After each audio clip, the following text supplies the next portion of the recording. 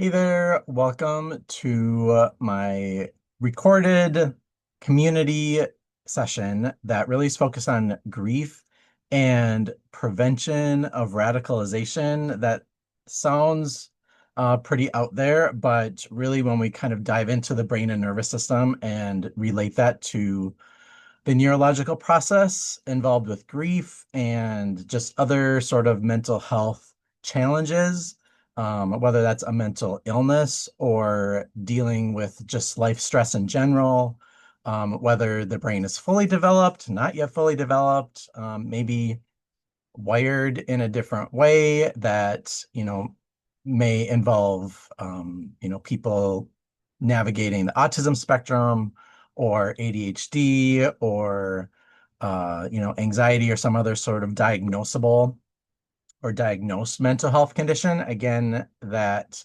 sometimes people don't have the access or knowledge or awareness of even what's going on within themselves. So even when we start to kind of label and identify these different groups of people or conditions, we really have to do that with the understanding that a lot of people are navigating life with no awareness of what's even going on inside of them, why they're feeling the way they are, where to go for support, how to get support, whether they can afford support, whether it's accessible, all of the things. So we, really have to kind of approach things with that awareness that we're really talking about an area of understanding and knowledge of the human condition that just isn't really easily understandable. It's not oftentimes accessible, and a lot of times not taught to us in kind of a practical, accessible way, without losing people in the comprehension and kind of $10 words and all the things that can get really complicated really quickly.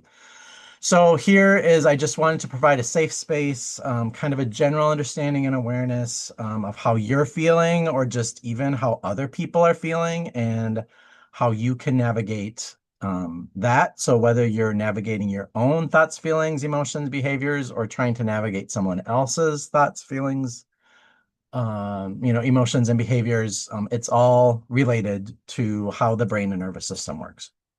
If you're not familiar with me, my name is Scott Mikesh. I am the founder of 40 Fit Mental Fitness and also Mental Fitness for All, a 501(c)(3) partner program, both based in St. Paul, Minnesota, and published my first book a few years ago during COVID, or at the kind of tail end of it, as I was struggling myself, called My Brain Can't Poop, a mental fitness guide for humans.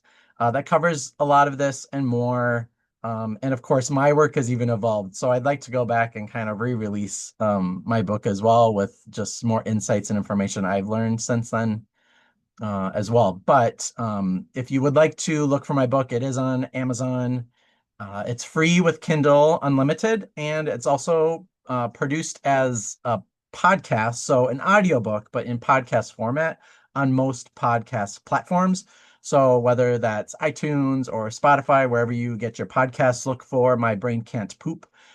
So diving a little bit deeper, as I like to say, when we dismiss or deny the function of the brain, we really prolong the cycle of dysfunction and pain, because one of the biggest stressors in our lives is each other, is other people. So if we are navigating a world and a life where not only do we not understand other people, but we don't understand ourselves and how we function, it just, the perpetual cycle of pain and conflict and stress that really drives it all, continues. So we don't really understand, why practices work. We maybe know some practices work, but we don't know why. So we're very quick to just say, do this or do that. But maybe that's not what the person needs.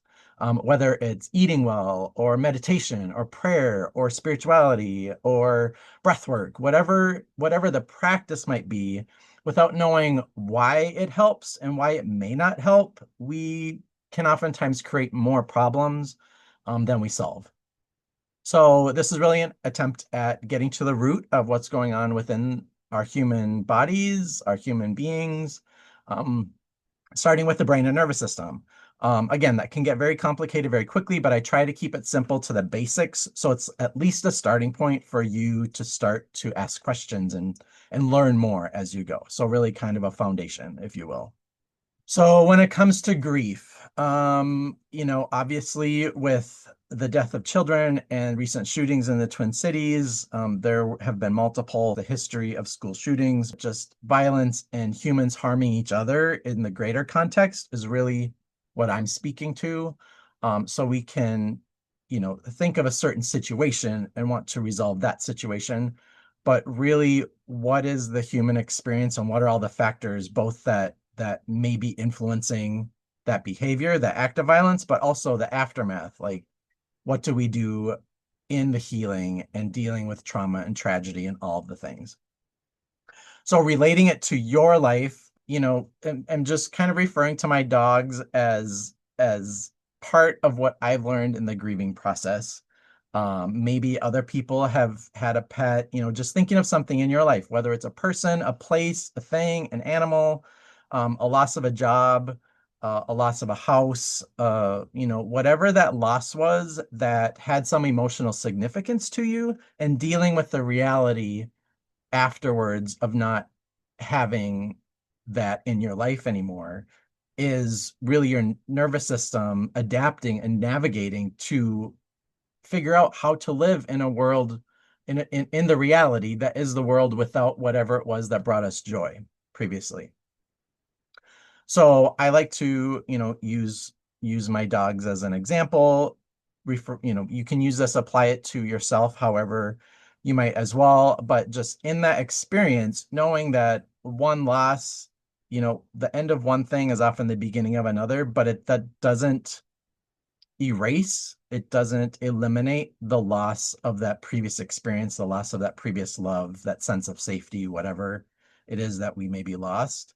That doesn't go away. That's still embedded in our nervous system. And we learn to process and deal with those feelings and that loss as we go, but it doesn't really, erase the memory. We can get into memory loss and that sort of thing as well. That would go in a different direction with this conversation. But, as long as we have those memories and those embedded neurological connections from that life experience that we had, grief is going to be the process of trying to find hope, joy, meaning in life, good feelings. We're trying to look for the dopamine as we're dealing with the significant stress and change and loss in our life. This, just for a brief example, this one is my current dog, but going backwards, the one at the top, the black one, is Nemo. He was my first dog as an adult. Of course, I had a dog growing up, but the emotional bond wasn't quite the same just because it was shared. Our childhood dog wasn't necessarily just my responsibility. It was a shared responsibility. It's pretty easy to kind of slough off to somebody else in the family to take care of the dog. But really the grieving process, of course, I grieved the loss of my childhood dog, but the loss as an adult when they are your companion was much more significant and really hard. And again, that could be another loved one, a family member, a friend, whoever just brings you that sense of safety and comfort and joy in your life.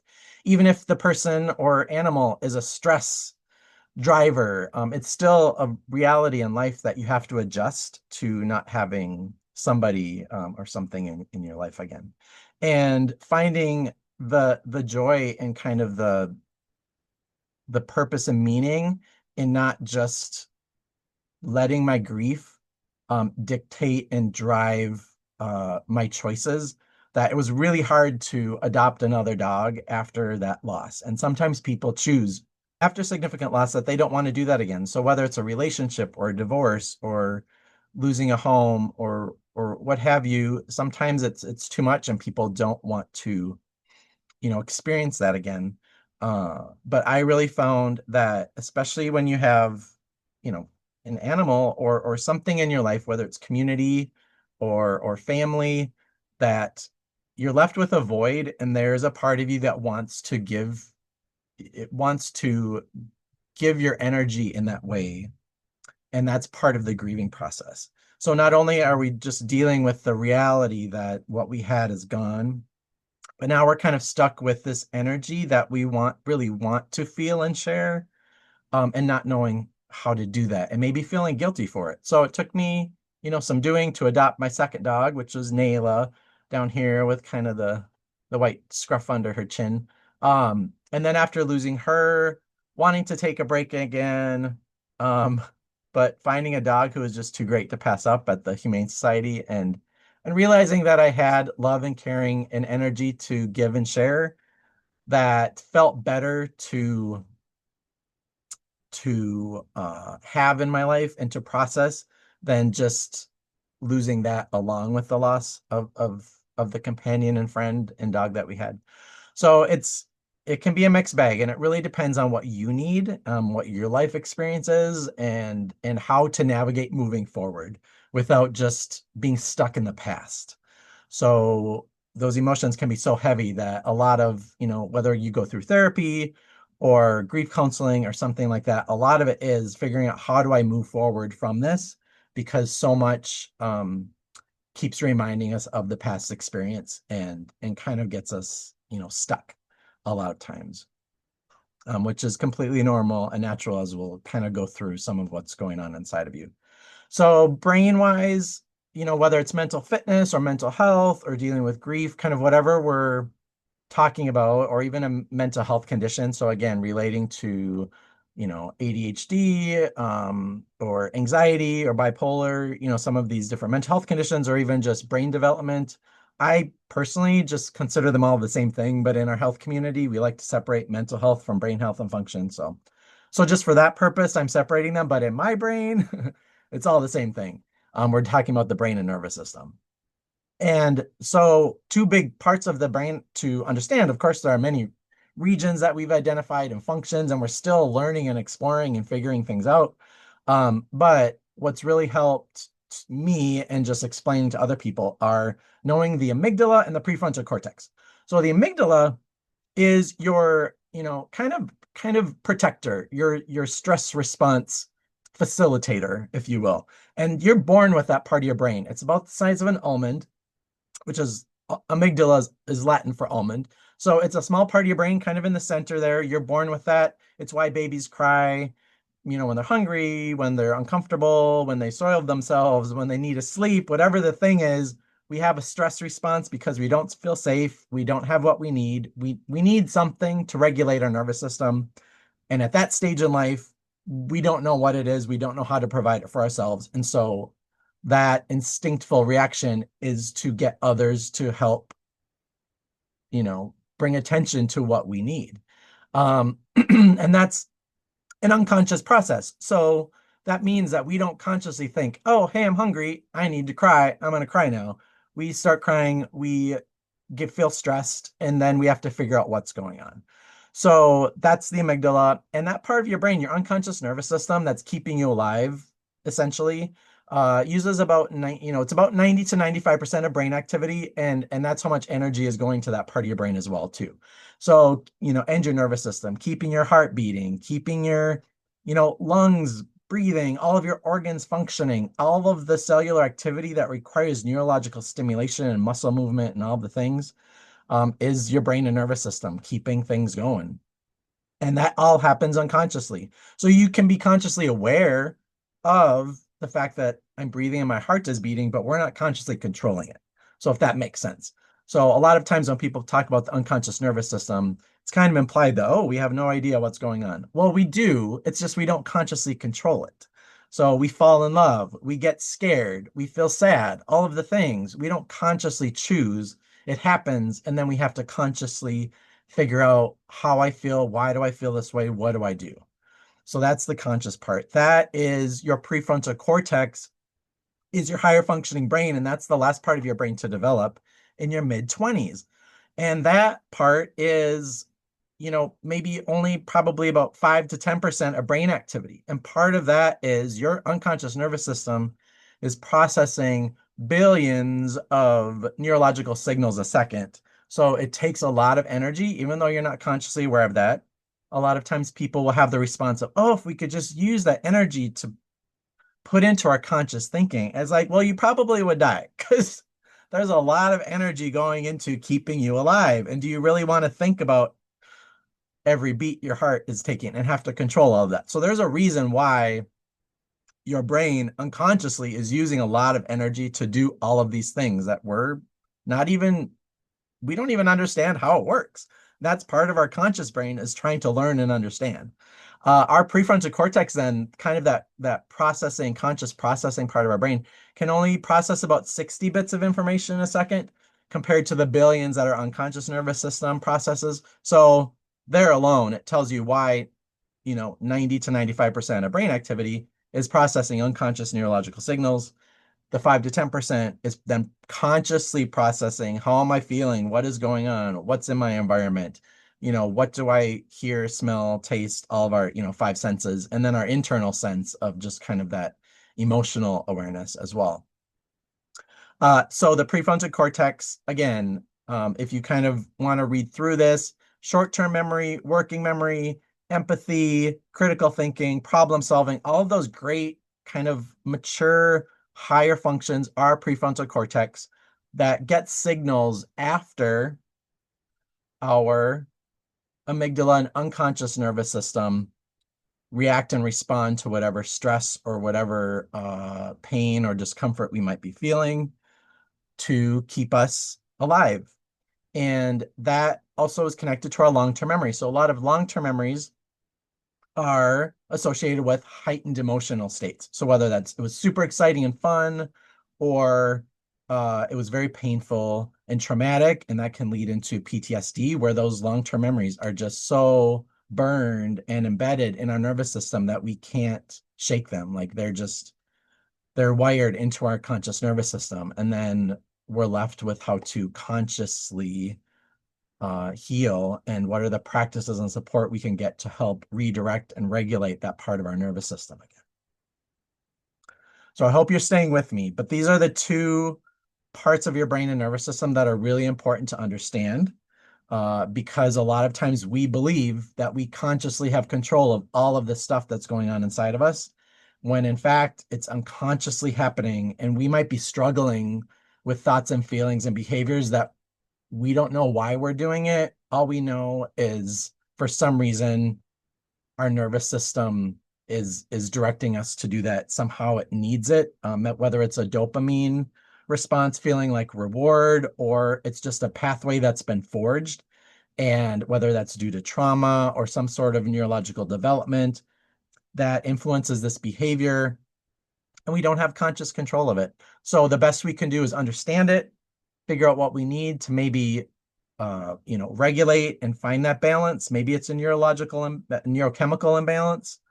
Maybe there's something that we need to help kind of reduce that unconscious stress response, so that we can optimize our prefrontal cortex and our conscious thinking to take those healthy steps. But again, these two parts of our brain and nervous system can oftentimes be in conflict. And this really is the basis of a lot of mental health conditions, mental illness, neurological differences, how these parts of the brain interact and navigate and cope and kind of balance each other out, as well as grief. So when we're going through grief, these two parts of our brain can really be competing and battling with each other as well. And here I illustrate just a bit more in terms of that, using illustration, trying to keep it simple, even though it can be very complicated. And it has an arrow going that way, but it's really not a linear, forward moving sort of process. This can slip back and forth.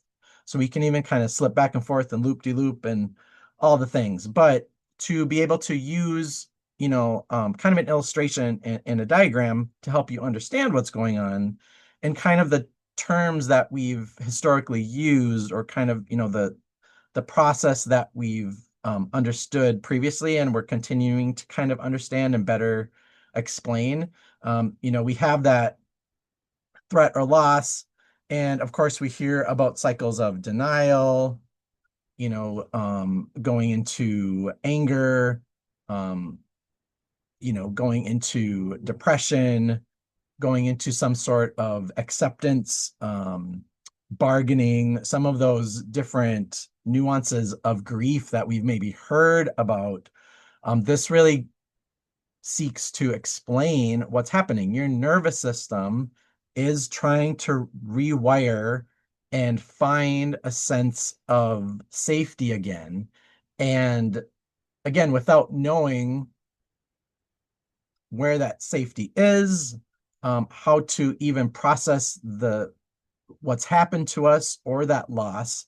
Again, our nervous system is in conflict and it's just trying to move forward, but it's basically hitting a brick wall. So what brought us joy and comfort no longer does. And it keeps firing that way and hitting pain and pain and pain and thinking that somehow that we should be feeling joy. And having to realize again and again that what brought us joy isn't there anymore. And that pain just kind of keeps coming back and back and back. And reaching through, and this is where, again, there are neurochemicals involved. So there is, we'll go through that in a second, but this isn't just, again, a mind over matter. This isn't just about your conscious brain getting over something. You're actually physiologically, neurochemically in a different state. Your body is kind of firing in ways that you're not used to, and it's trying to heal and recover. It's like anything else that would try to heal and recover, whether it's a physical wound or an emotional wound. There is a physiological process that's going on trying to heal and rebuild that part. And again, we can make things worse by not understanding. So we can be very hard on each other. We can be hard on ourselves. We can pick that scab and pick that wound. And, we talk about, putting salt on the wound and all those things that we don't really know that we're doing to ourselves or each other when we're in this crisis mode and healing mode. And unless we really understand that it's not just a spiritual healing, it's neurological and it's neurochemical, and we have to approach it as such. So we have to eat well, we have to sleep, even when our body and brain might be saying, I'm not hungry, I don't want to take care of myself because I would maybe feel safer if I just didn't exist. Like all this pain would go away if I could just vanish and be gone. That is the unconscious nervous system not doing the healthful thing, but it doesn't know any better. It's just responding to pain. And so knowing, again, whether it's with a care provider or with family, friends, knowing like you need food, you need rest, you need to sleep, you need to be able to talk through your feelings, you need conscious awareness of how you're feeling and why. And all of that helps kind of redirect and rebuild some of those neurons and neural pathways to allow you to reach this neural balance state of what we call acceptance. But it's not a sense of joy and happiness again. It's really accepting this new reality without constantly hitting those pain triggers. And again, this can slide back and forth. So you might get to acceptance and still have, huge grief responses when something triggers and kind of hits that nerve that still is very raw and fresh and maybe is in your nervous system for the rest of your life. Like that memory and that feeling and that experience is just there. And until you hit it, kind of like a bruise, you're okay. Until, something happens or somebody references something or you see something that brings all of that emotion back. And it can kind of feel like the same cycle again. Hopefully at those points in life, we're at a better place where we have healed to a certain point. So navigating that becomes a little bit easier and it's not such a life shattering event, but we know like that pain is there. I experienced that pain and it never completely goes away. All we can kind of do is to know how to treat ourselves and treat each other and kind of navigate through that. So again, this is showing kind of a linear sort of progression, but we can slip back and forth, especially when we don't really know what's going on and what we need. And denial is really that initial response where your nervous system just doesn't want to even acknowledge a reality or a situation that happened. So it might be like, no, nope, that didn't happen. Or it might just be something where I don't want to talk about it. And it's just your mind and your nervous system, your brain just can't even comprehend the reality, much less deal with, all the pain and conflict so possibly associated with that event. So denial is oftentimes attributed to these stages or waves of grief, but it's really this neurological resistance to something happening. And then once we kind of get through and realize this really did happen, that's when your nervous system really starts to fire and it goes into this process that's meant to adapt, but can also maladapt. So, whether that's a healthful outcome or an unhealthful outcome. So, with your nervous system firing and trying to process reality and the emotions involved and not getting those signals that it used to get from whatever um, sense of safety or sense of joy or love that we had for whatever, that threat or loss may have changed. It's really this cycle that we go through with our nervous system, really kind of in crisis mode and adaptation mode that's really when we are the most vulnerable, possibly the most volatile, and really this is, when we can feel despair is when we're in that cycle, just filled with emotions and nothing really makes sense. We can't comprehend what happened, what to even do next, how life will ever be the same. And we can just kind of get into this spiral emotionally and mentally where it's really, the dynamics of your unconscious nervous system taking over and your prefrontal cortex really has no energy. It can't even comprehend anything. And we're just really running on our autonomic unconscious nervous system and our amygdala just firing.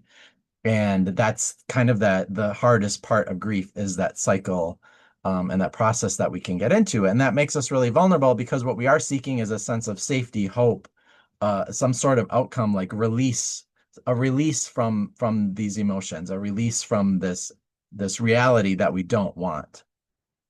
And we're seeking that. So whether that's somebody, approaching us and saying, "Hey, I have the solution, I have the answer," or maybe it's a drug, or maybe it's, this a belief system that gives your nervous system what it needs in the moment.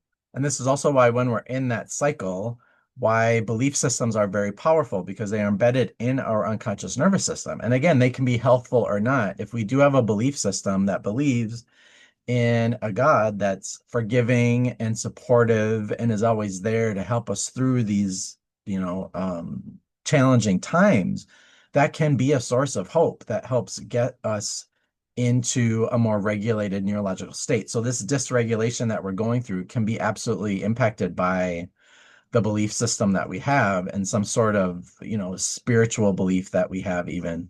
To the contrary, if our belief system is that I'm a bad person, there is no hope, if we're taught that, God hates us or doesn't accept us, it has the reverse effect. So there is no hope, there is no comfort in that spiritual practice. If what we're being told is that whatever that is that we should believe in, um, if there are caveats to that, there are conditions to it that make us feel worse in ourselves, then this cycle of grief just gets compounded and it can feel like there's no way out of it. So we're really seeking that sense of hope and comfort. So whether that comes from community, that comes from a sense of purpose, a sense of something greater than ourselves that is there to support and love and comfort us, or if we turn to drugs, something that really gives us the dopamine, gives us that neurological, physiological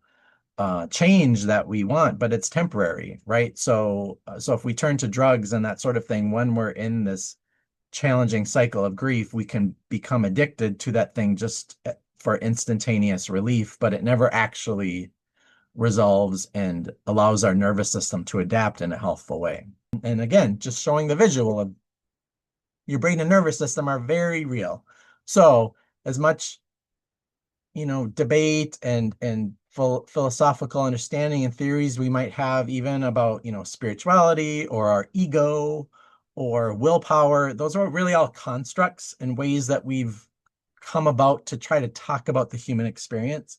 But as we've learned more and more, at least, I mean, at this stage, we really need to embrace your nervous system and your brain are real functioning physiological organs in your body, and this is what's going on with them. And we can relate to how that, you know, ties into what we think about the ego, or ties into what we think about spirituality, or ties into what we think about willpower.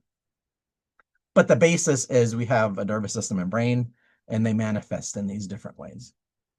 So 5 of the neurochemicals, kind of the acronym that I like to use, that, keep it in your back pocket. Just use this to ask questions, to learn more, maybe about what you need as well, are really kind of the 5 that I focus on within mental fitness. And I use the acronym codes. So if you think of this as like, these are giving your nervous system and brain codes to how to function and respond and do all the things, that we're really trying to do in life. Cortisol is a stress hormone. We need a certain amount of cortisol. It's not a bad hormone, so none of these are bad. It's just having a healthful balance of it. If you've taken prednisone, that's a corticosteroid. It affects cortisol in your system.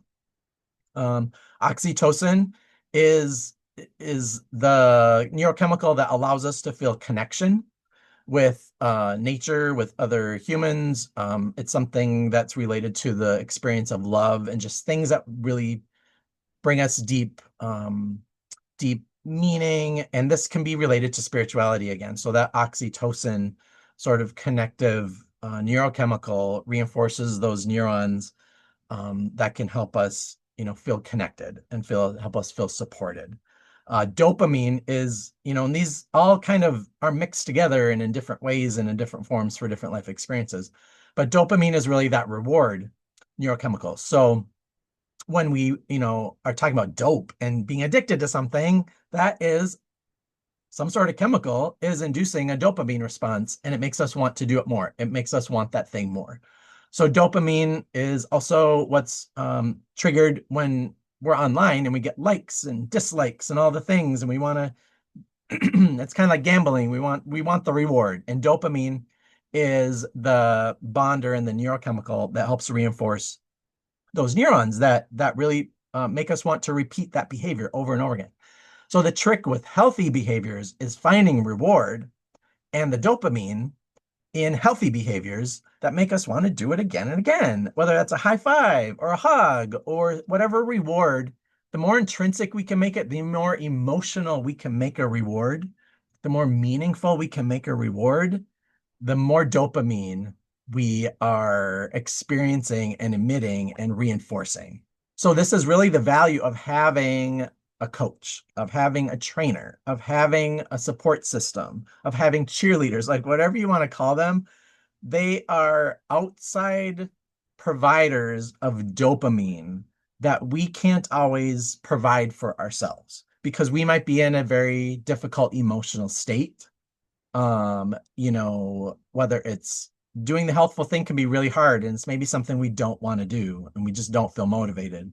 But when we have that outside influence that makes us feel good about ourselves and gives us that dopamine kick, we feel like doing that healthful thing. But again, we're trying to redirect an unconscious nervous system that's maybe been that way for ever since we were born. So trying to redirect those neural pathways, or dealing with, again, trauma, change, loss, we're trying to find a healthful way to redirect those neurons that have been deeply embedded. So it takes repetition.